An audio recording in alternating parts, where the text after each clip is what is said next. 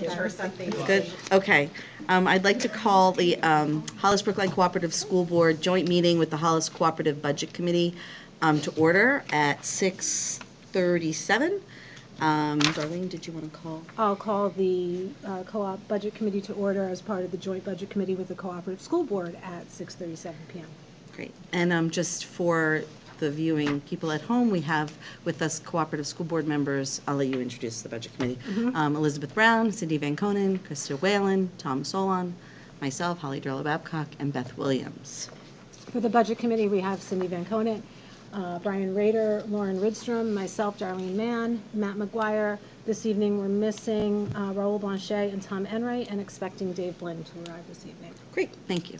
And I'd like to appoint a process observer. Is there anyone who would be willing to keep track of our process? Tom Solon. Thank you, Tom. Does anyone see any agenda adjustment?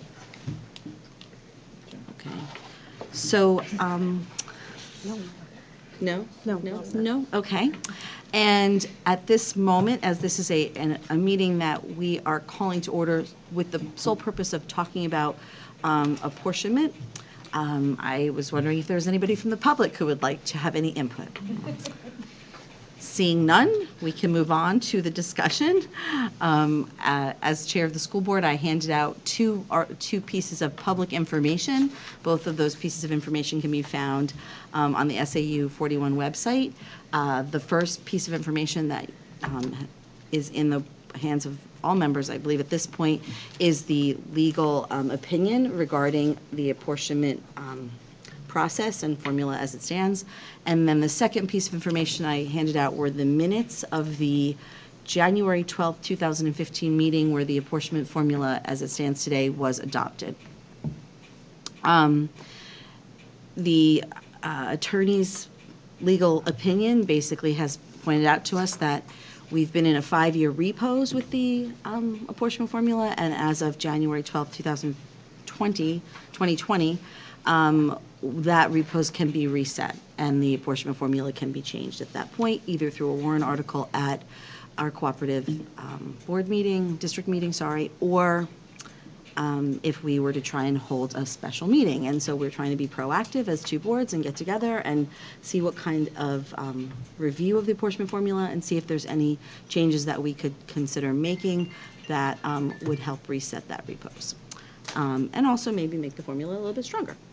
And that's pretty much all I have to say at this point. I was going to turn most of this over to Darlene so she can go over some of the numbers for us and maybe have members make suggestions as to what they'd like to see happen. Okay, so just as a reminder of where actually, let me step back for a minute. Does anyone want just an understanding or overview of very brief, of apportionment, how it works, what it's applied to? Okay.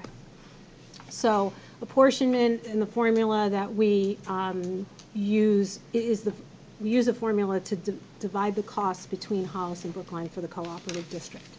That formula, as Holly said, is set in 5-year increments, and we have to make a change per the legal opinion in order to reset the 5-year window for the formula. Without doing that, we could continue with the current formula that we have, but it faces, it would just kind of renew annually and could then be changed at any time. It could be changed by the school board making a suggestion. It could be brought forward by petition. In any way, it's then subject to annual change until we make a change to it. The way the apportionment formula works is that we arrive at a budget figure for the full cooperative budget. That budget figure is reduced by general co-op revenue. So that's revenue attributable to the co-op, not to either community. And we arrive at a level of dollars that would then be apportioned to each town. And it's at that point that the formula would be applied. The way the formula works right now, as a result of the meeting in 2015, is that we look at the operating budget less capital items and apply a factor to it that's based on 95% of the ratio of average daily membership and 5% equalized value. And then for the capital items, we use 100% equalized value. We came up with that formula as a compromise among, I don't know, a 12 to 14 member committee, and felt that at the time it really, it was a compromise, and it really kind of helped address a few different things going on with the budget itself. One was specific, in one area it specifically identified how to apportion costs related to specifically bonds, but in more generally the way the DRA looks at the formula capital items. And the thought at the time was that those items are resident in Hollis. There's an advantage to Hollis to having the schools, and therefore using the 100% EV, which is the equalized value between the two towns is at about 70-30 split. So Hollis has, if you were to combine the equalized value of the two communities, Hollis would have 70% of it, Brookline would have 30% of it, and because of the properties being in Hollis, felt that that was a more appropriate way and method of allocating those costs. For the non-capital items, we looked at, Tom and Cindy, you can help me break this out. We had originally looked at some fixed costs versus general operating costs, and when we were going to be allocating them at 100% ADM and then 50-50 on another percentage, and when you did the math, it works out to a 95-5 breakdown on the other, the remaining operating budget. The idea was that there were some operational costs associated with the facility, and there were administrative costs that were not proportional to the population clearly, so those are the ones that got pulled out. Right. So when you did the algebraic computation of that, it was 90% using one and 10% using the other. It comes out to the 95-5. So we have a kind of, you know, that splitting the budget and address those elements with separate formulas. Those amounts get added back together. So those amounts are used to split the costs. Then each component, the operating budget side and the capital side for each town are added together. So you get a total amount that Brookline would be responsible for and Hollis would be responsible for. And then that amount is reduced by each town's state aid. And once you reduce that state aid, you come with down to the net local tax assessment, and that's what ends up determining the tax rate for each of the communities. So the total budget, using FY20's budget of $24.4 million, is not what gets apportioned. And if you can look at that chart, I have 3 years worth of data. So here is our current budget that for this current fiscal year that we're in. It's the $24.4 million. I can make it maybe a little bit bigger. Reducing by $2.2 million in co-op revenue gets to the $22.2 million. That amount it is the starting point for apportionment. We would remove capital items, so now capital items are going to get apportioned based on that 100% EV, and the remaining operating budget of $21.478 million is what gets treated with the 95-5. So to apply that formula, the DRA uses average daily membership residential from the end of the preceding year. So this 1274.2 was where our ADMR ended on June 30 of this last school year. They have the reporting of these breakdowns based on how we record our information.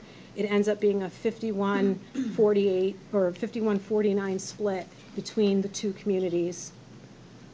This is the latest. This EV is for last year. It's the most recent EV that's available. We're at $1.4 billion for Hollis and $647 million for Brookline, totaling $2.1 billion between the two communities, which is a 69-31 split. So the spreadsheet gets kind of lengthy because things have to be broken out separately. And when you apply the 95-5 to the aid for the operating budget would result in splitting the operating budget to 52%, 48% Brookline, and then when we would apply 100% EV to capital costs, they get split 69-31, and it results in 11.7 million allocated to Hollis and 10.5 million allocated to Brookline. I included some per student information, and we can go back to that later. I mentioned that the assessments are then split, reduced by aid received by each town. For these last fiscal year, Hollis received $2.5 million in state aid. Brookline received $2.9 million in state aid. And as you can see from prior years, it's always been that Brookline gets some additional aid. And one of the things to note in this aid calculation and going forward is that legislation passed at the state level that increases the stabilization grant back to funding it at 100% level. So Brookline receives additional aid as part of its adequacy calculation, which is a per student aid calculation. And for the last 3 years, it had been reduced out of, and not just for Brookline, across the state, any community receiving a stabilization grant saw its amount be reduced by 4% annually. That legislation was anticipated to carry forward for 25 years until stabilization was reduced to 0, until the last legislative cycle where the legislators decided to reinstate stabilization permanently to 100%. So that adjustment was made with the aid that was received in Brookline for both of the school districts for this year, and will continue into next year's calculation. So as a result of that state aid, we come down to a net local tax assessment of $9.2 million and $7.6 million for Brookline.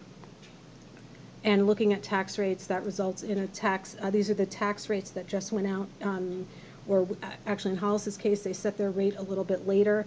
So the bills will be going out. I think Brookline's may have gone out already. The tax rate for the co-op, and this is part of the local education rate in your bill. It's combined with the rate for the K-6 district, but the Hollis portion of the co-op portion of the local education tax is 6.75 for Hollis and 11.57 for Brookline. So that just kind of walks us through the formula a little bit. I didn't realize I kind of shortened these a little. So you can see how that 24 million that we started with comes back down to 9.2 million for Hollis and 7.6 million for Brookline, totaling 16.8 million after state aid is applied. So that's the formula that's been in place for 5 years. And what I've added to this chart are a couple of ideas of things I had just been thinking about that might be good proposals. We might consider as a group that we don't want to make any change to the formula and we want to just continue to go annually and see what happens. I have 2 proposals here, and then I added 3 that Tom Solon and I had talked about, and these were more of the kind of ones that get the most attention or commonly discussed when we talk about apportionment. My intent wasn't to make these as proposals, as to allow us to see what the extremes are, so we have a feel for Comparison. the sensitivity to change. Mm-hmm. Great. But where is the part that actually, so these are up at the top, it's kind of, these are inputs at the top. Right, correct? right, that's the budget. Yeah. Mm-hmm. No, I mean on top right though, even though there were 150, 50, and 100, those are all input items still going out to the far 3 columns. Here? See, they're identical numbers in all circumstances. Well, because ADM doesn't change. Right, so these are inputs, correct? Yes, yeah, so down here, when we apply the actual formula, like in these boxes, the resulting percentage distributions would change. So if I were to change this to 90, or I'm sorry, where's my little decimal?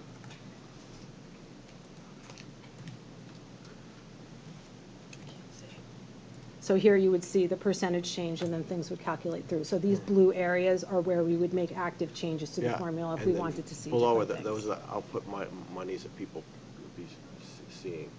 Yes.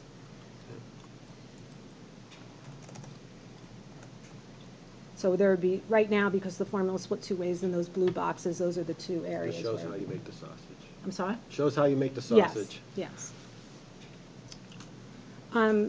So two of the things I had considered, and again, these are just ideas to get the conversation started, was to consider, because our current formula looks at the prior year ADM, or average daily membership, and the essentially prior year equalized value. And average daily membership is the kind of driver to how the costs are allocated. Truly, every 0.5% to 1% change in the student census and ADM is a significant driver to the results.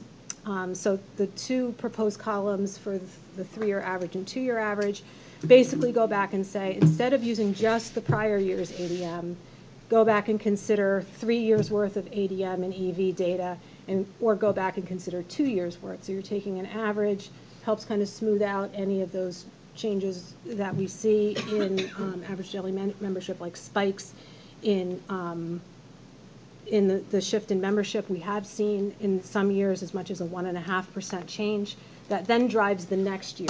So we might have had that 1.5% change in a prior year, and as we look at October 1st enrollment, that's not what we actually see with, movement and things of students.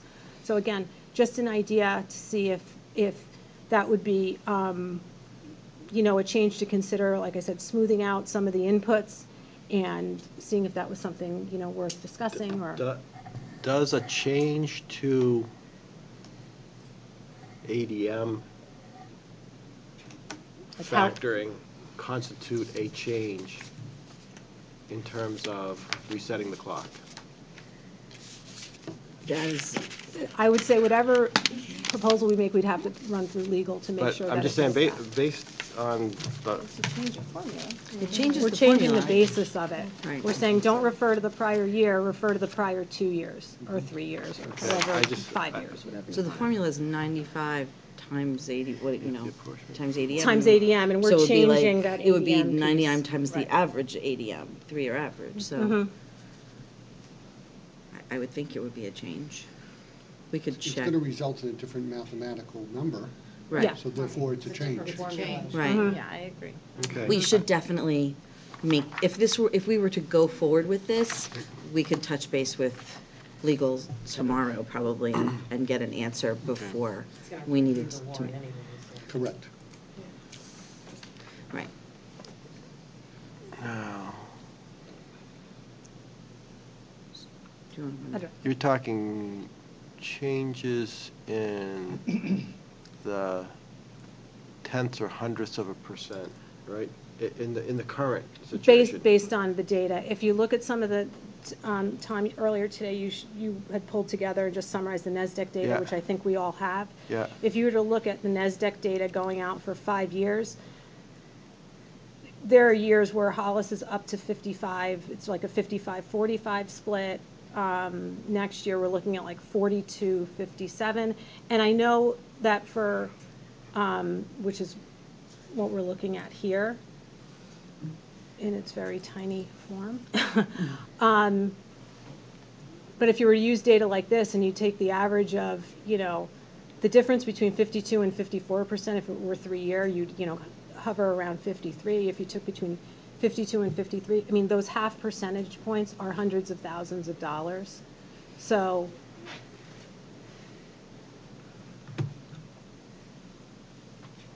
while it does look like it's a minimal effect, I mean, there would be some movement and change. I think- Looking across I mean, even with some that Tom suggested, you're still like right in that range, 51 all the way across. Yes. So, I mean, it's not a variation. Right, I will say Realistically. after the next 5 year, with our bond structure the way it is right now, after this next 5-year window, we'll drop the middle school bond and be down to only $200,000 annually in bonded costs if we don't refinance. Yeah, or assuming anything. nothing else. Assuming nothing else comes along. But our bonds do represent a small portion at this point, because since we passed this formula, we've also retired, I would say, $1.2 million worth of bond payments annually.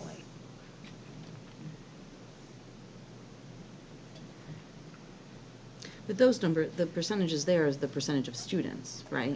These 51, 50. yes, yeah, that's the student pers- piece. That's the student piece, so Right. that's not gonna change, it doesn't matter, that's Well, not the no, that's formula. No, that's Right. that's the factor Right. that we use. That's not the actual Okay. students, Right. because she's averaging them over. Right, these Right, are, so this is in the these average, two so, right, columns, would these be are right. averaged, right? This But one this is, here but the is the actual. 51.11 is the actual going all the way Mm-hmm. across on the The other 5111 is what it would be Right. next year. I Well, gotcha. it's what it Only. was for this year. It was, But I mean, for the calculation, isn't it? It's for what they use to set the tax rate this Oh, for the year. current, Right. oh, For the Yeah. current year. okay, it's not. So what they will use next year is where we end on June Oh, they 30th, don't use October? I 2020. thought you said they use October.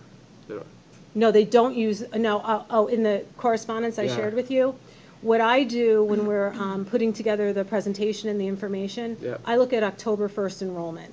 So enrollment in ADM are slightly different, but enrollment obviously gives you an indication of where Yep. things are.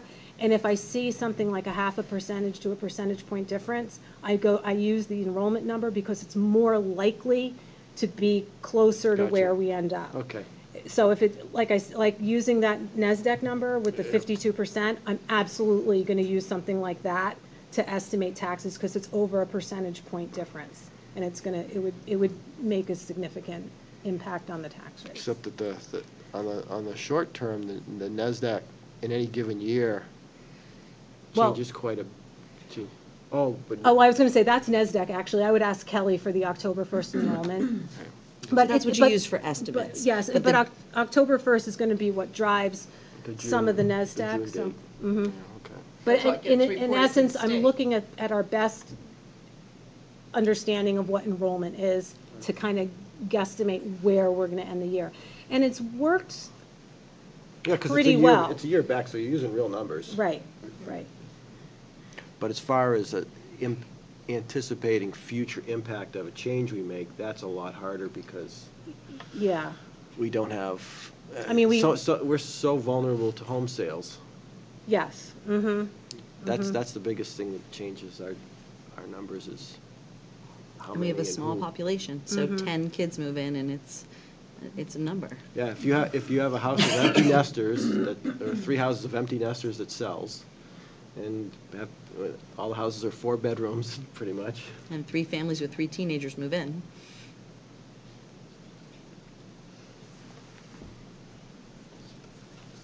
So I guess the question is, does anyone have a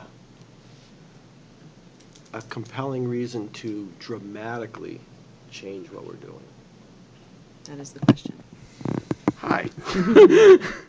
I don't know about dramatically, but I do have a concern, and I've expressed this concern multiple times, in the past, which is that obviously, Brookliners, have to pay attention. Well, people in both towns have to pay attention to the percentage of the cost that's allocated between the towns, and the percentage that's allocated to Brookline has been was gone up very, very significantly over the last 10, 20 years or something like that. But now we're at the point where it's at 48%. We're getting very perilously close to the 50% mark, and the reason that's a concern is that I'm concerned about the situation that we're very close to right now, in which Brookline is paying a majority of the co-op's expenses, but Hollis is still electing a majority of the school board and the budget committee. That to me seems it could certainly cause some friction between the towns, being in that kind of situation where you've got one town that elects the majority of the boards, the other town is paying majority of the costs. That's an issue that I think we may end up having to address one way or another. One way that we could address it is to make a minor change to the apportionment formula to ensure that we don't get into that situation, because otherwise we're going to have some difficult discussions about the compositions of these boards. And I think that would end up being a major topic of discussion. So I think that's something that we should take into consideration here with these deliberations.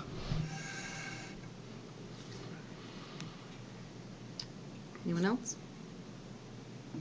I tend to. Well, that's assuming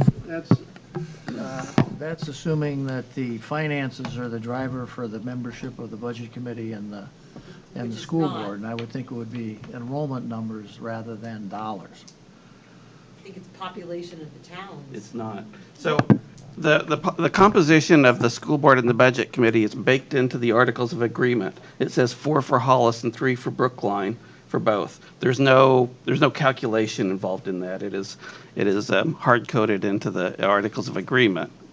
No, but my point is that the driver for that was never the dollars. The driver for that was that when we started the co-op, that was proportionate to the student enrollment. So if the student enrollment changes, then we should change the composer of these boards. That doesn't have anything to do with dollars. But, and that's, you know, changing the composition of the board is something completely outside of this purview.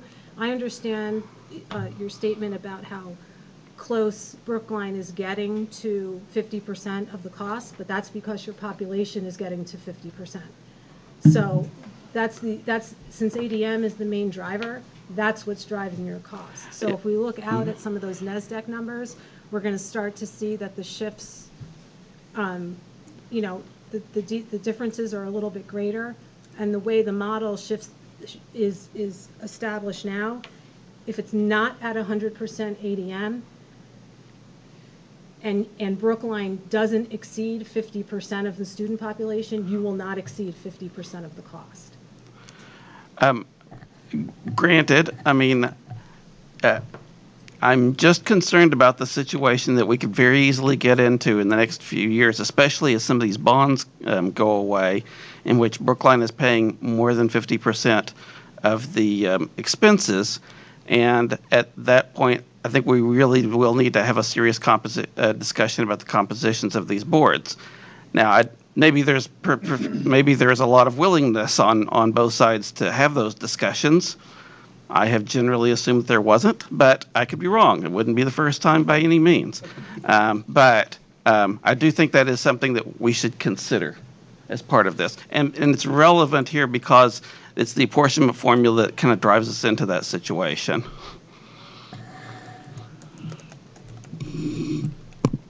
But that means redoing the entire Articles of Agreement. Is that what you're suggesting? No, I'm suggesting that we would, at some point, when the co-op was put together, Hollis was much larger than Brookline, had much greater student enrollment, and paid much greater percentage of the cost. And a 4-3 split seems reasonable to me during those circumstances. Now we're getting to the point where both towns have almost the same number of students and contributing almost the same in the overall expenses. And that might be, and it's time to go back and reconsider the compositions of the boards for it. And the only reason I bring that up here is a discussion of apportionment is that one of those two factors, of course, is where the costs go. And so, as I mentioned earlier, it's like, you know, we can, if the apportionment formula changes such that Brookline stays below that 50%, then they're less likely to need that conversation. But on the other hand, maybe people are open to the conversation anyway. I don't know. I just wanted to raise the issue. And so with the current formula, what you see happening is that 51-48 split that we have right now Of population. and the 69-31 split of EV. So that's 51-49 yields a 55-45 split.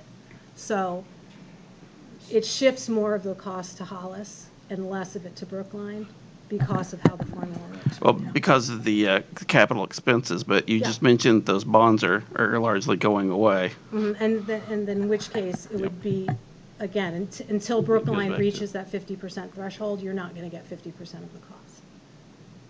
You need to have the enrollment of Brookline students over 50%. Yes. In order to have Brookline assume over 50% of the costs. And we're at Because there's still 48% 5%. now. 5% of that is still 100 EV. And Yep. 5% is Right. still 100%. So So you'd have to have more than 50, probably Right. 52, 53% before the number starts to swing that way. I Because think the of closest we came was, not this last year, the year before, where it was even, it was edging closer. And I would say after, this kind of stretch, I know that there's a significant shift in some of the population of the lower, the K-6 district. After this 5 years, which kind of conveniently fits with a 5-year window for apportionment, you might, start to see things move as those students come up through co-op. But I don't like, looking out at NASDAQ 10 years, it just That starts makes to that- get. Yeah, I Doesn't think do we anything. think the 5. So Brian, I actually really appreciate your point, and I feel like if that were to happen, I mean, looking at NESDEC numbers, I'm not sure that's going to happen.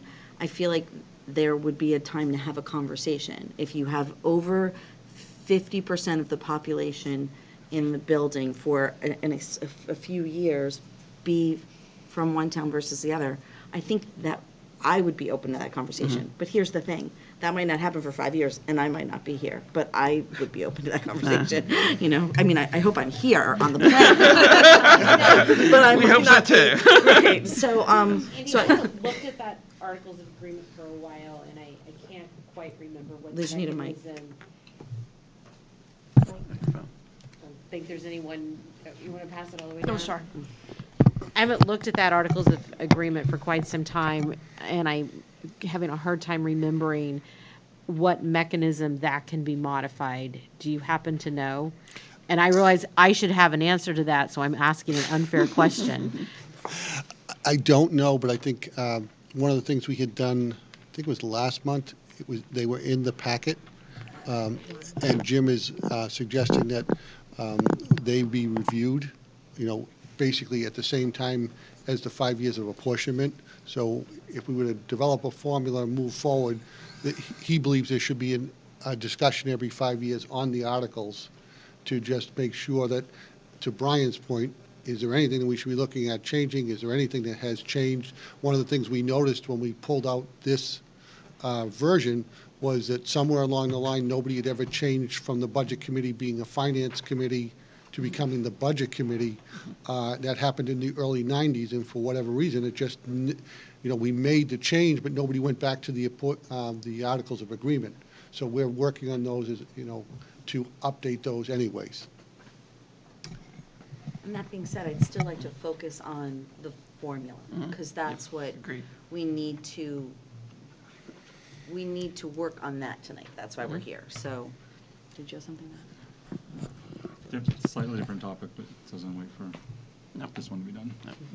So I just want to talk a little bit about the averaging. I kind of understand the concept of that is to try to smooth it out, but we've already talked a little bit about how just a few house changes with like 10 to 12 kids makes a difference.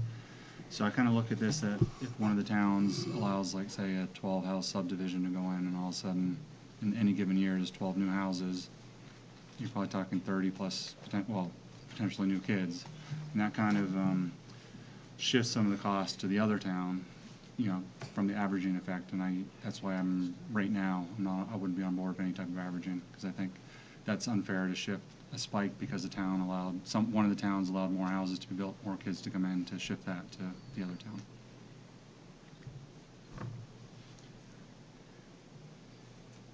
if you increase the number of years where you average, would that make you feel more comfortable? Because it would be harder to do that over a longer period of time. I mean, if we're talking 2 years, I agree with your point, but if all of a sudden we said it was 3 or 4 or 5, then we really minimize that risk. I mean, there's still some risk, but I think it is minimized, and I think it gives potentially a better balance to the formula because it gives more stability than the spikes. Yeah, definitely have to see some numbers. I know both towns have multiple large number of house subdivisions going in, and that's going to cause other issues down the road too. Yep, I agree. Yep.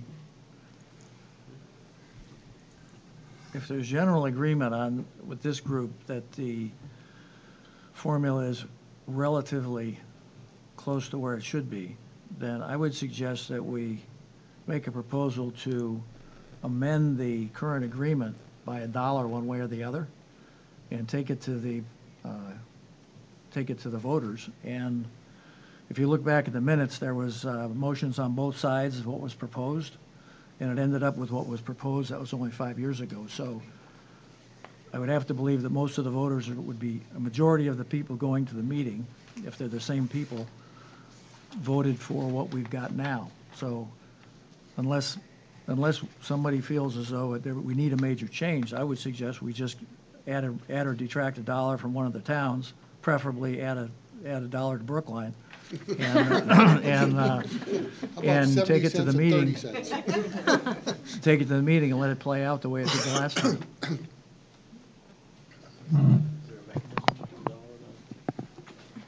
Yeah, +1. He's really talking about $1. I'd be willing to even say Hollis could take $1. That'd be my compromise. I always like to take the ones. I would be in agreement, because one of the things that we noticed in this meeting 5 years ago, is that we really were bringing something forward, and that committee worked for close to a year and came up with what they came up with, and they worked very hard. But at the end of the day, we got to the meeting and the voters got to decide. And so many things, amendments were made and discussed and then voted on, and we did come to this. So it really isn't up to us to make the decision of what it is, although I think this has worked well. I think it suits our 2 towns. I think it shifts the burden of the bonds and such to a little bit more to Hollis, where the buildings are located. But I do think it gives us an opportunity to be, I think it's been a fair apportionment formula. I believe that. But I do think we should bring it to the voters, and I do think we need to bring it to the voters. I think it absolutely will be a what do you call it? Signed on the dotted line. Give and take. Petition-based warrant article. Oh. And I think that adds to it just being a very distracted meeting when we bring it into our annual meeting. I would rather have a separate meeting where we just focus on discussing apportionment, because I do believe it's too important to add into everything else. And I have no doubt that it will be a petition-based warrant article this year. So I would like to bring it to the voters and change it in a little way so that we can bring it to the voters and see what people think.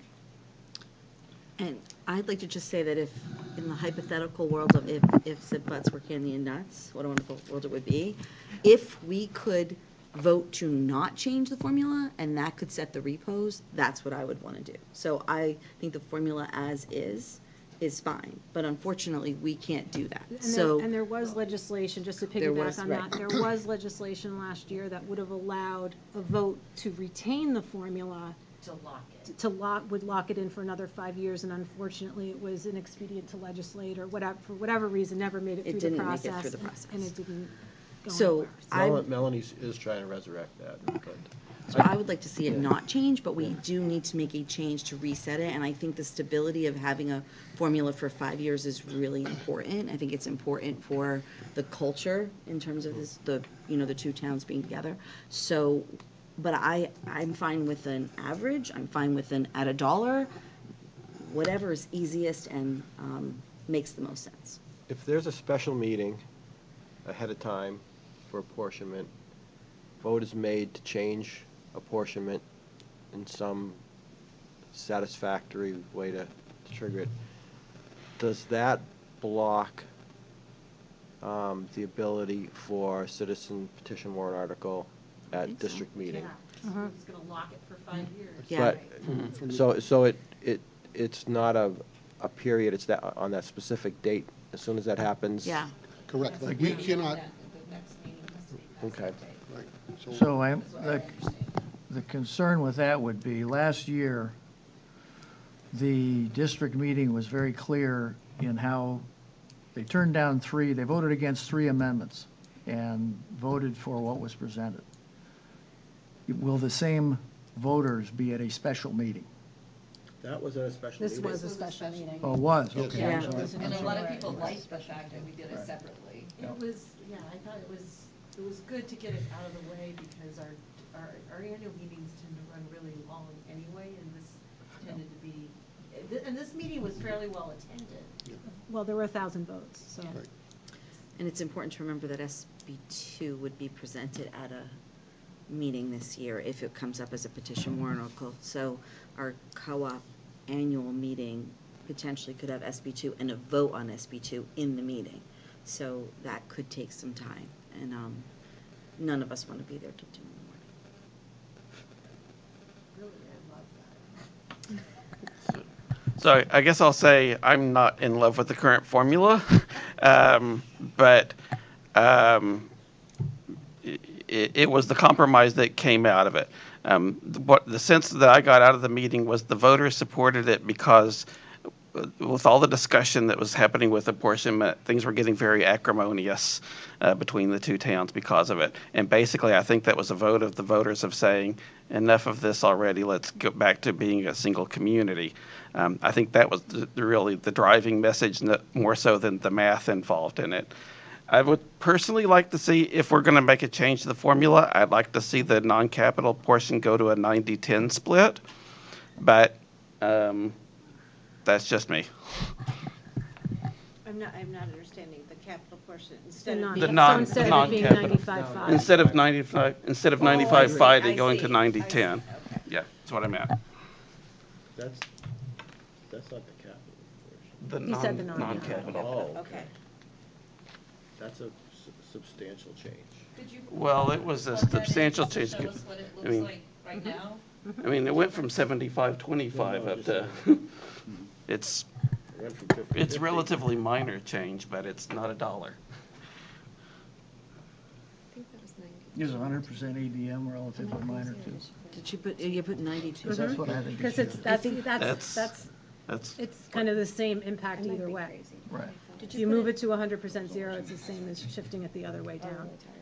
Did you put in 92? Is that what you did? I did, sorry. Sorry, I'm Thank tired, you. but I thought I It's saw dark, I two. can't see what I'm doing. Okay, so that was 90-10, so that would,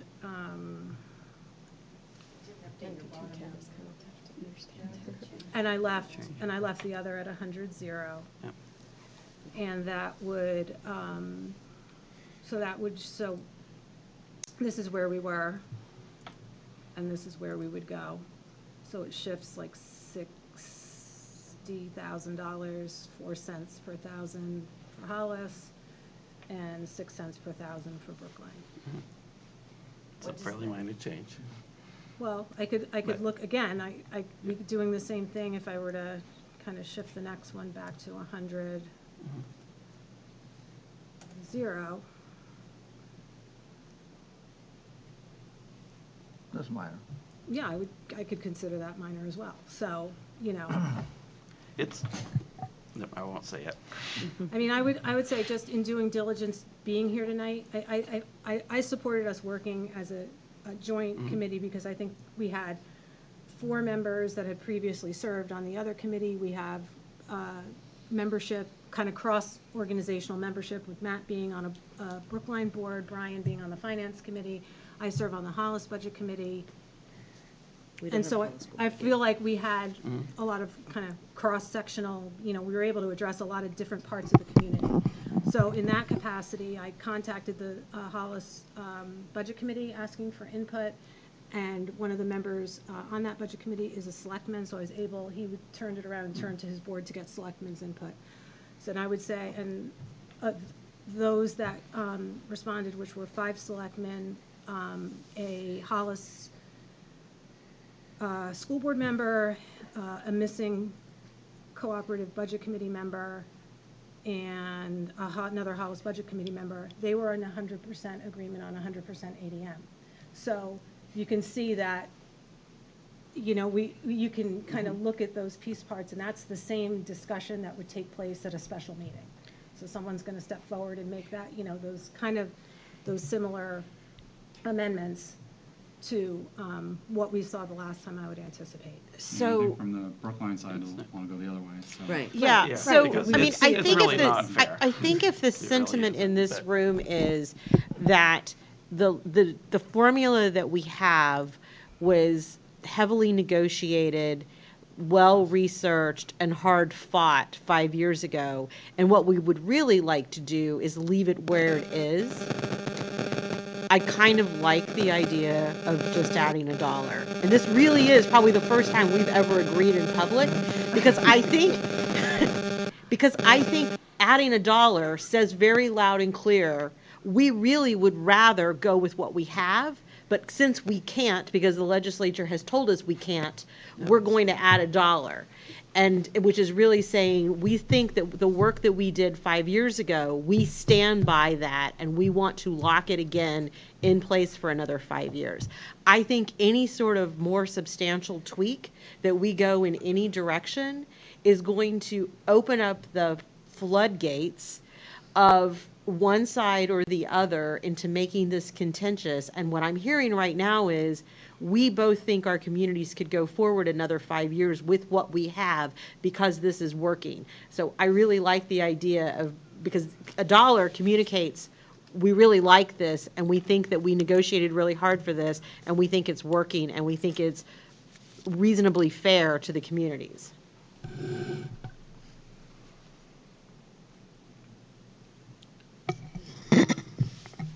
If I could, because I'm not really a stakeholder in either community.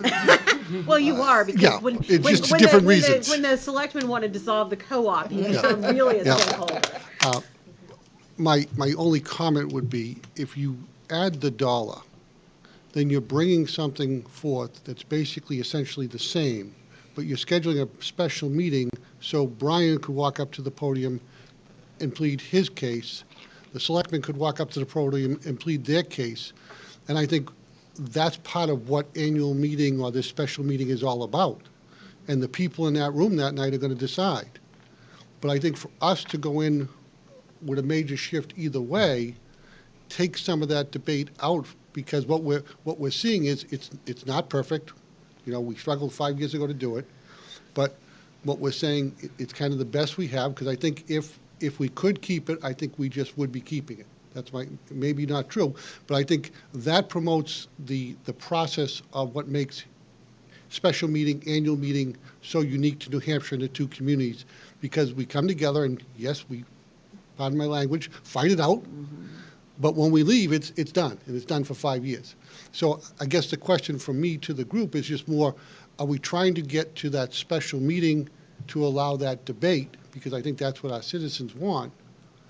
And do we accomplish that by just doing $1, basically saying we're kind of neutral on this, but if somebody raises it 5% a different way or the other way, everybody leaves after the vote and it's done.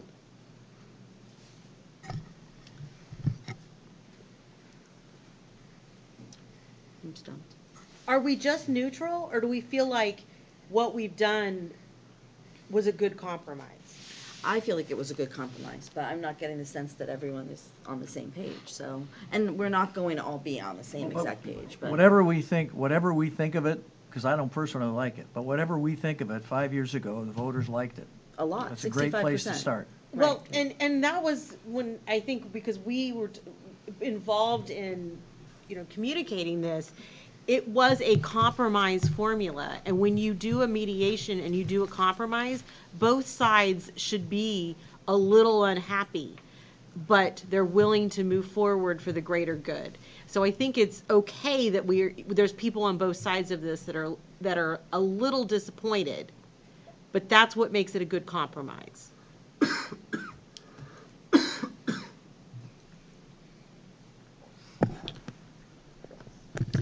So I was on the original committee. We spent at least a year, a lot over the summertime discussing this, and nothing was different when we got to the special meeting. The discussions were still the same.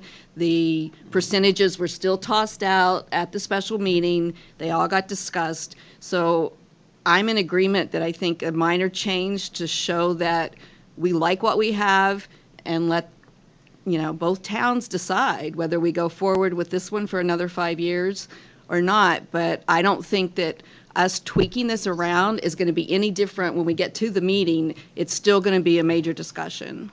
Yes, I agree with that. What did you say, Matt? I agree with what you said, because, no matter what we say here, once we get to the meeting, that's what matters. Right. So we would have to decide tonight what we're going to do, whether we're going to add $1 or what other minor tweak we're going to do, and then move forward to present that. That would go to the school board to vote on whether or not to put that on the warrant and to hold a special meeting. And then we would advertise the special meeting, and it would be on social media, and we'll be prepared for, questions and comments, and then we'll be prepared for a debate at the special meeting. Tom? If we, whatever we pick, if we put forth, it will still be a warrant article, correct? Yes. And both groups will take positions on it. Right. And if both groups take positions supporting it, just looking historically at what's gone on, particularly the last one, that will likely carry a lot of weight. At least that's my opinion. So I just don't want to minimize the importance of us sounding out, and rather, I don't want us to view this as simply a door opener to a potential free-for-all. If we go forward, I would hope that the people who are supporting it tonight, supporting going forward, will also support it in the public and behind the scenes, because it carries weight. We're more than our votes matter. I will say the worst part of the apportionment thing last time was the acrimony, that because the whole process drug out for months and things got really kind of ugly out there. And I do think that that's basically what the voters ended up responding to was, I think it's not necessarily a vote against this formula, that formula, but it was a vote in favor of unity and against the acrimony that was generated from it, which quite frankly, even though I didn't necessarily agree with the end result of it, it really made me proud of our community. And it really sent a very powerful message, I felt, that our community really does want to work together and to cooperate together, even if we disagree on some things. It's one of the reasons I brought this piece of paper, because when you do the math, it was a 65% majority. I mean, it wasn't 51%.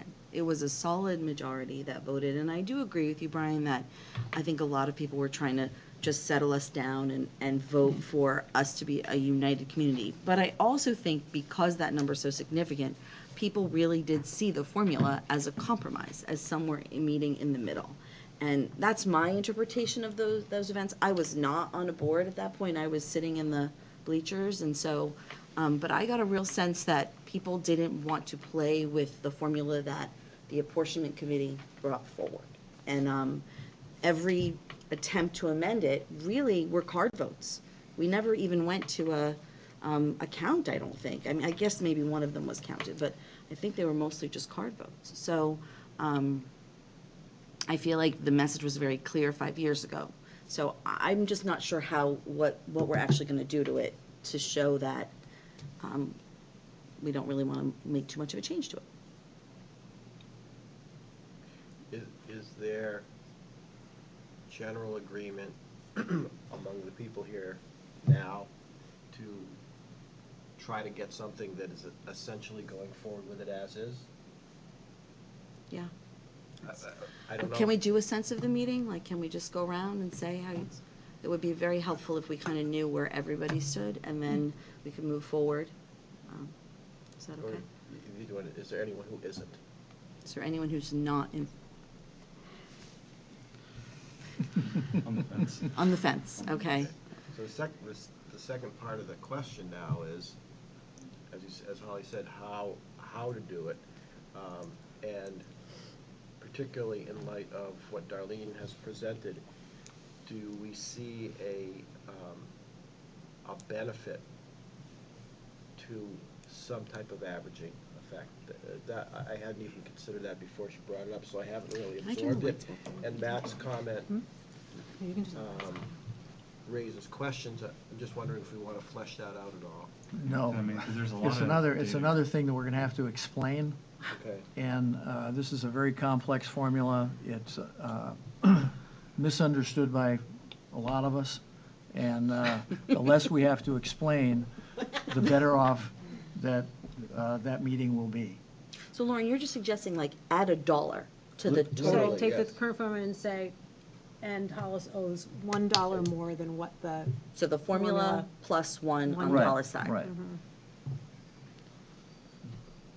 That's Can very we- symbolic.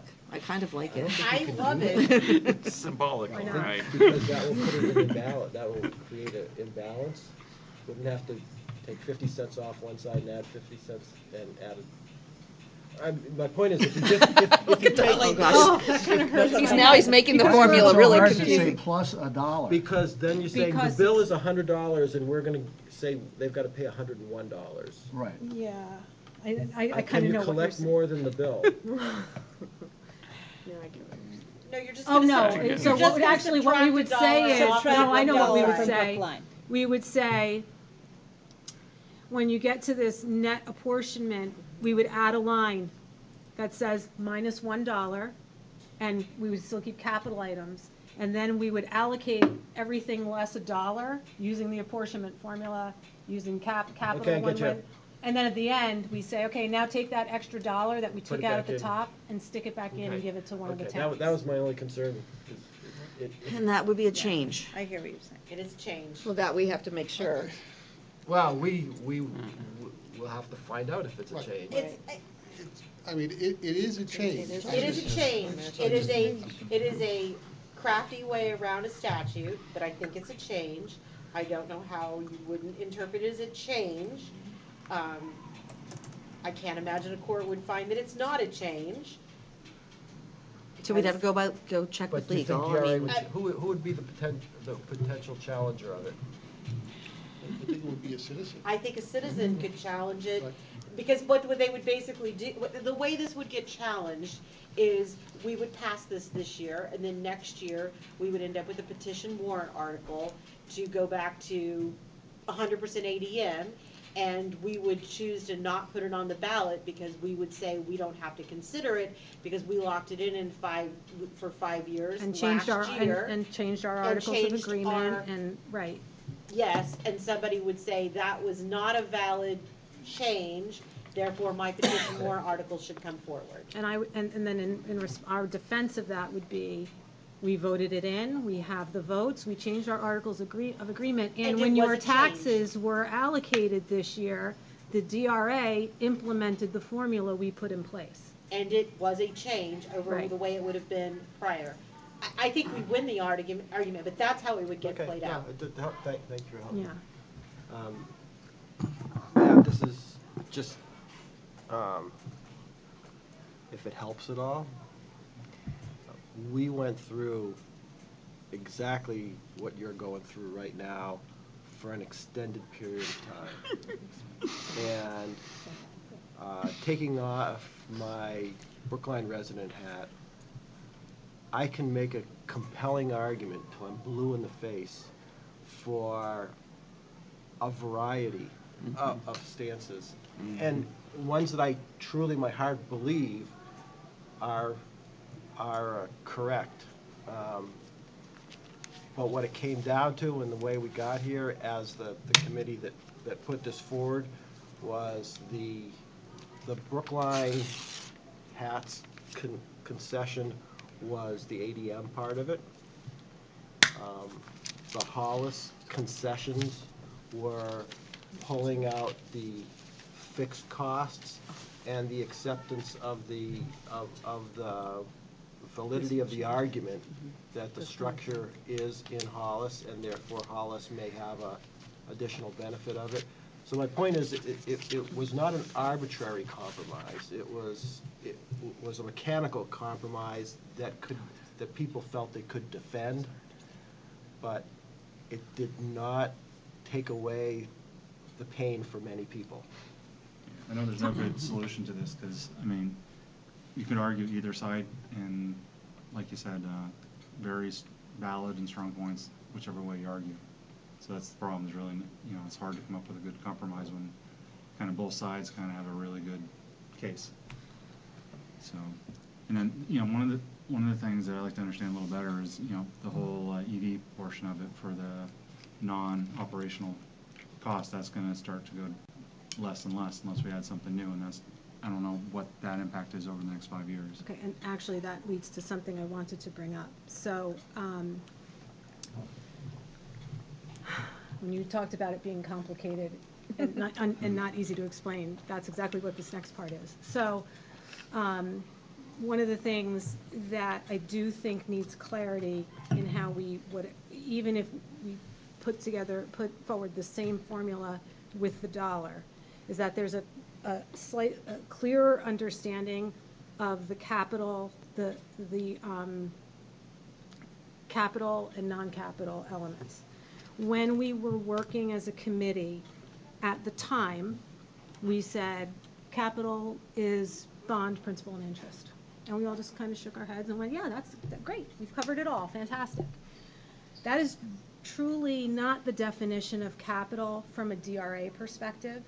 Yeah, I thought we made that distinction because we recognized that there's a different, we said, there was a significant discussion of, well, what's capital? Can it be depreciated? Where do you get the money? All these things. Right. And I thought that our idea of going with bonded was a workaround, not an attempt to confuse the two. Okay. The DRA has a very clear definition, and their definition is bond, principal, and interest, capital leases, facilities acquisition and construction expenses recorded to a certain accounting code. Let me make sure. I thought there were 4. And is that what we and use? capital projects that report to another very specific set of function codes. For 4 out of 5 years, in our case, it was specifically bond, principal, and interest. This year, the DRA came back and said, oh, by the way, you've reported information into a certain function code. That now is part of your capital requirement. How is the apportionment formula written? It is written at the state level and says capital costs. How was it written in our warrant article? The warrant article said bonds. But the DRA can override what we pass, and their explanation of capital is the one I gave to you. So they are apportioning differently than what we specifically. It only matters for this year, but yes. So they came back and said, oh, by the way, no, you reported something in this line. What was in that line? I believe, I would have to just confirm with Kelly. I think it's related to the robotics article and something else. So they're specifically saying you have to include it this way. Would that have been maybe the architectural cost or something? Yeah, it has, so it's basically, if you reported it to function code that starts with 4,000 Yeah. or in a certain I series. understand yeah. exactly what you're saying. So, again, for 4 out of 5 years, it was fine. I am now injecting a whole other level of complexity to this, but I want us to be clear, if we're putting this forward, that the distinction needs to be made that it's those types of elements from an auditing and accounting perspective that need to be considered. What kind of impact did that have, though? I'm sorry? If there's a slight change, what kind of impact did that have? It added $200,000 to our, or $100,000 Category. to the bond category. You got a break. So it moves more. So the bond needs to, I mean, the article needs to be written in compliance with the DAR Right, definition of, right. okay. Apparently not, because they're Well, gonna they're gonna do it anyway. They're not gonna, But so that people are clear that we're not doing something, no, they're coming back and telling Right. us, you reported it, here's how you're accounting, auditing, all of it. Here's how it's done. If it's there, it goes here. But I think correct me if I'm wrong, but I think what we're asking is, do we have to change the warrant article, or can we still use the word bond? I don't think we should use the word bond. No, I I don't think either. you need to use the Capital word expenses. capital expenses expenses. as defined by the DRA. yeah, that's what I would use. I think it's clearer, and what it is because if you think of robotics, we're taking. Oh, I understand, but in terms of what we put forth, if somebody's comparing this to that, they're gonna say, this is a change, what does it mean? And it's gonna Well, we're open gonna up have to that. explain it, that's the way it is. Right. So to Lauren's point, the adding $1 keeps us, we're gonna have a lot of things to explain because I had to review and refresh on what the formula was and what it all meant, and, so we're gonna have to do all of that work, and a lot of that work's gonna be done before the meeting, and then we're Has gonna have to anyone- explain this. Has anyone asked Jim if we just simply exchange the words, bond for the beautiful words she DRA just said defined that I can't capital, yeah. repeat? Capital expenses is defined by the DRA. Does that do it? Because that would be a change to our formula. No, it wouldn't be, Because because they already the applied DRA it. recognizes it Changed as it. capital expenses as Right. defined by the DRA. Okay, all right, I guess I understand that. So, I mean, it would be a change to our articles of agreement. Right. But But- not dollar amount. But maybe not the math formula. Ugh, okay, all right, then we have to change both to be safe, to make sure we don't, Well, we certainly don't want to go through this process and then no, I agree. be open to I'm the fine. fact that we could end up having to do it again next year, so. I think 2 changes are better than 1, and neither of them So could. communicate that we don't like what we have. Go ahead, Darlene, did you have more? No. Does anyone have any I other? was just want to make sure, Matt, that addressed your, I answered your question. Okay. Matt, can you live with this? I mean, there's a lot to digest and look at, and then look at how it's gonna impact things over like the next 5 years as well. I mean, I think we're probably close to what it should be, but, I'm 100% for having, this special meeting before our other district meeting. I think that has to happen. I think that's the way to do it, because this should be settled before we go into our district meeting. Okay. So in order to do that, the process has to be, we really need to come up with a recommendation, deliberate, vote on something. That gets presented hopefully at our board meeting in November, which is next week. The board would have to, and correct me, please interrupt if I'm wrong, the board would have to take a vote at that meeting to say we want to change the formula to whatever we all recommended. We're going to accept that recommendation. Then we would craft a warrant article, right? And then would we have to vote on that again, or does that then go right into a special meeting? A public hearing? We would work with legal counsel to craft it, obviously legally correct, and then we would post a public hearing, and then post the meeting date. It would, and all the other pieces, the advertisement in the paper, all the legal pieces would be done. And actually, legal counsel was suggesting February 4th, which is a Tuesday night. And he did that just kind of looking back and also wanting to have enough time between our potential approving something and 2 or 3 months. Now, the one piece of that will be much shorter because we won't have the whole summer and the ongoing social media, so it'll be a quick hit as opposed to elongated piece. But the other thing I think we need to do, I think in the 5 years, the number of families that have changed and don't even understand what the word apportionment means, or even something as simple as this is how we share our costs. That it exists. That it exists, because there's been a significant turnover of people in the two communities, and I think a lot of our elementary folks, because many of them, it's their oldest is in elementary school, so they're not even familiar with the co-op yet. So legally, we have to have a public hearing 14 days before we have a special meeting. But I hear what you're saying, and it would be possibly lovely for us to do some sort of a public, like an informational forum or something like that in January. But that's not a legal. No, I'm just, it doesn't even necessarily need to be a form, but maybe it's a document created that is mailed out about what it means. Because I think a lot of times, people don't know what it means. Good point. You know. When's, do we have a date for the co-op budget hearing? I believe it's the 5th. Of, Is it the 5th or the 6th? I'll look, I have it in mind, but I thought it Are you was, saying the 4th of February? Yeah. The most recent thing that came out, I wrote down, was the snow date for the Brookline deliberative. Was that, like, there's a whole bunch of things that we Well, have. Is the governing board? It doesn't match. No, what he that's- has. I don't know if this is older. Well, I mean, Jim is just putting, Jim Wait a thinks minute, it should I have be another one. somewhere around That's why that end of doesn't January, early February, simply because of trying to give people enough notice. Right. but I From think it now- should be before the co-op budget hearing, so Yep. that we, Right, so we have a very, in other words, what I'm trying to say, Matt, is we have a very short window, and we're trying to get this done, hopefully have the school board make a vote, have a vote next week, so that we can move forward with setting meetings and doing all of that. So I would hate to postpone this to our December meeting, it just puts it, that much further off, So would you like a motion?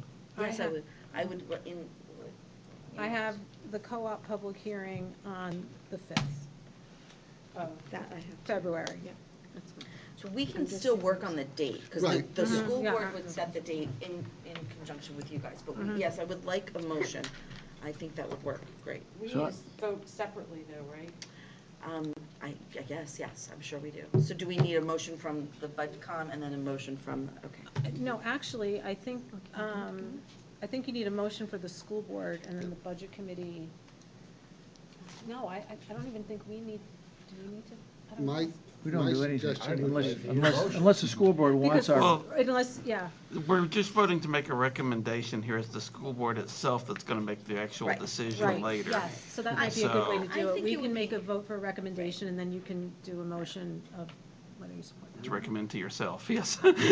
so I would move that the budget committee then, that the budget committee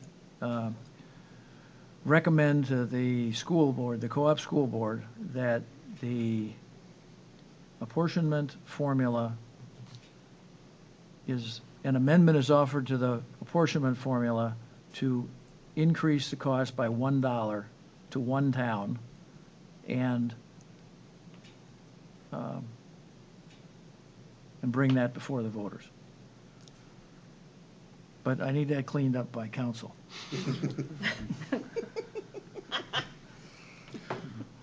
I Do we think that's need a to great- identify it to the town? We're going to leave that to the school board. Yeah. Is there a second From the BudCom. from the BudCom? Is there a second? I'll second. Matt's second, okay. Discussion. I think we're in the same place, so, Okay. yeah, we'll let the school board decide the town. Okay. Sure. Okay, so do you want to take a vote on that? Yeah, so all those in favor of offering a recommendation to the school board that maintains the current formula and adds $1 to one of the communities? Right. Aye. 1, 2, 3. Opposed? 2. 3 to 2. Okay, great. And then, does the school board make the same motion? no. You can make whatever You can make whatever want motion you to. want. Can I- You just I made don't a think recommendation. we need to make a I don't, I was motion. going to say, they're, So I we- got it. Because we're gonna be I've got- deliberating on this in a Okay. week. Can we recall the vote for Sure, discussion? sure. I'm in the same place you guys are, and I will tell you that when I sit in this meeting, everything makes perfect sense, but when I get out and talk to my constituency, they absolutely don't understand why it's not 100% ADM all the way. I mean, it's absolutely inconceivable. So I have the same opposite pressure as you do. So I look at this vote as a vote to move this process forward with something that can be discussed in a public forum. So I am not necessarily supporting this formula, but we're bringing it forward. So if you voting not to bring this forward, then there needs to be some alternative. So just to be clear here, I voted no because I don't necessarily agree with the change. I don't entirely agree with the concept of making a minor change just to lock something in for 5 years. However, having sat through the acrimony of what happened the last time, I can certainly agree with and appreciate that is a worthy goal to avoid that whole mess. I don't mind being on the losing end of a vote for this. I do think that ultimately, discussing this, having something in place and moving on is best for our community. I'm not going to be leaving this table angry, upset about anything. It's like, I do feel that the current formula is I do not agree with 100% ADM by any means, and I could make that argument, but nobody in Hollis really cares. So, just as people in Brookline feel very differently too. So I don't feel bad about being on the losing side of this. But Brian, I don't look at it as something that we're bringing forward to stifle conversation. I actually think bringing this forward, it allows us to have a special meeting in order to bring forward conversation. So I actually look at it as something opening up the conversation, by no means stifling the conversation, because I think this is our way of bringing forward to the voters, here's your opportunity to discuss what you'd like, how you'd like to apportion this for the next 5 years. But what it's allowing us to do is have some control over when that meeting's going to take place and how we're going to present the information. And that's a valuable thing.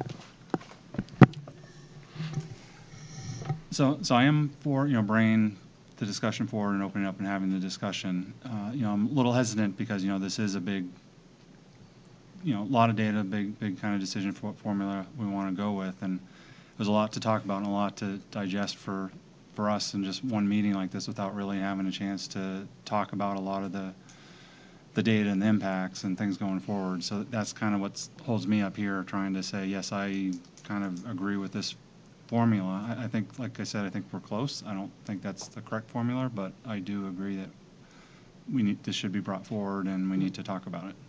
Agreed. I would So just, that's the problem I have with trying to bring it forward Well, with us that's making what a I think this recommendation for a vote is specific. about. Just finding If something. it's a Like, vote we're just for not going bringing to it find forward, the I'm all perfect for formula that. to bring To forward. discussion, but if it's taking a But it's- position on something where we haven't had time to vet it and well, dig here's- into it, I guess I my can't point was- make We're that not decision taking a tonight. position Well, we're making a until the recommendation. school board makes a puts it on the warrant, and then the And then budget you get committee some goes position. and makes. this a is coming back to Budget Committee position. again. This, you'll get Okay. to vote on the warrant. Yeah, But this is making a recommendation from this group to the school board. It is a recommendation. What it is to me is making a recommendation to the school board that we bring this petition, or this article forward. It doesn't mean that I support it. It means it's a way that I think we can move this process forward that makes sense based on the vote 5 years ago. Now, if it comes up that somebody makes a petition warrant or makes a motion to go 100% ADM, it's very likely I would vote for that. But that's different than this vote. I don't want people to minimize the significance of what this motion was and what this vote was. Yes, it is something that will allow us to proceed forward, but it's all, I take it as a statement that says, this may not be what I like, but I can support it. I would prefer that people on the Budget Committee did not support this recommendation and then argue against it if the board goes forward with it. I'd like to know, coming out of this today, if the board, and that's why we're having this workshop. We could come up with something without us, but we would like to be able to go into our deliberations understanding how the Budget Committee will respond if we are to take this to the next step. And it's important for me to know that. And going along with that, for the people who don't agree with it, I was really hoping to find out what they would support if we do something. Granted, it was short notice, well, not really short notice, but we've known what the apportionment formula has been for 5 years. We've known we were coming up on this point for 5 years. And even if we don't take another vote and we live with what we got, if there's something that would increase the probability of getting majority Budget Committee support for a warrant article, I'd like to know what it was. I think Brian So made a is there, recommendation so is earlier. there a motion to reconsider the vote the Budget Committee just took? I'll say, I think, I mean, even though I'm on the losing side of this, but I do think that my opinion is that probably a majority of the Budget Committee would probably support this, the motion that's there. But we've got a couple of people missing. I can't necessarily speak for them, but There's no reason to suspect it would be any more than the 4 of you when it comes up. I mean,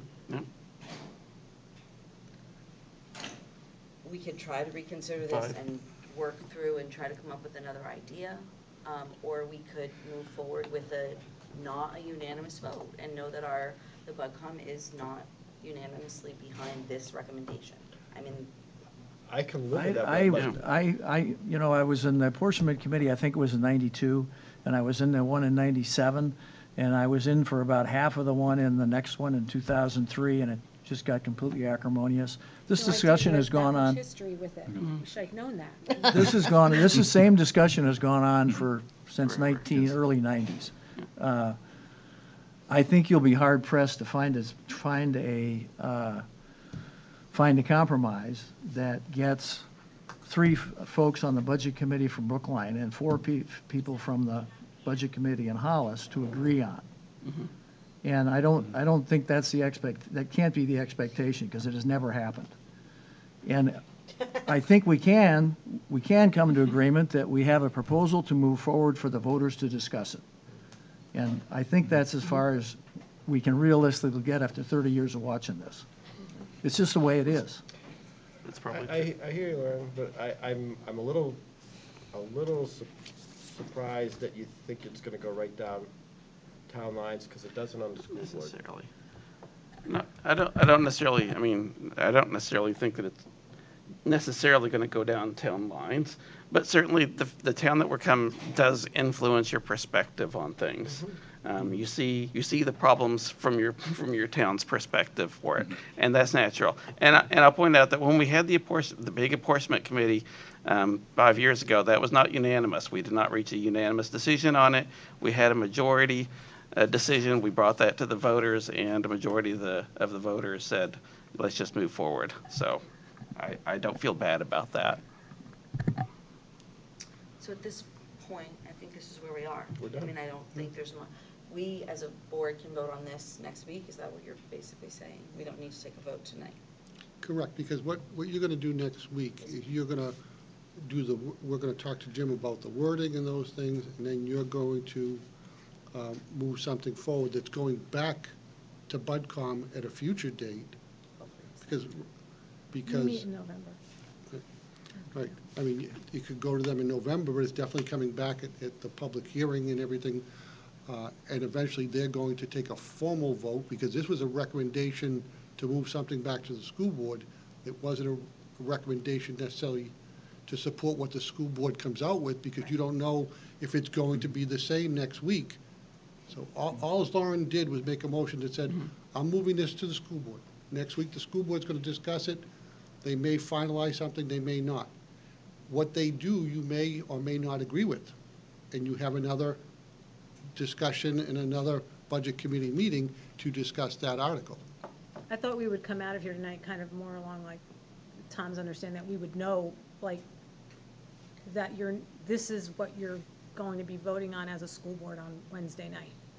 Like so is. It Are you probably gonna- is. I think that the changes that Andy's talking about are if we get legal input. Yeah, legal Right. opinion, that, So- okay, Yeah. okay. Yes, I don't so think Okay. there's this any intent for us recommendation to. is what Okay. we will be bringing forward. But Okay. we will run it through Legal first to see- first, right, and okay. then bring Because- this recommendation forward. Because I would change the wording around bond to be accurate in the warrant article Right. and those things. So that's what I'm Right. talking about. Okay. That it may not Okay. be exactly the same thing. But from a standpoint of what Lauren motioned about the dollar, Yeah. He's That's- not making a commitment to support the warrant article at this point. right, None of you are. Correct. Right. You're not making a commitment.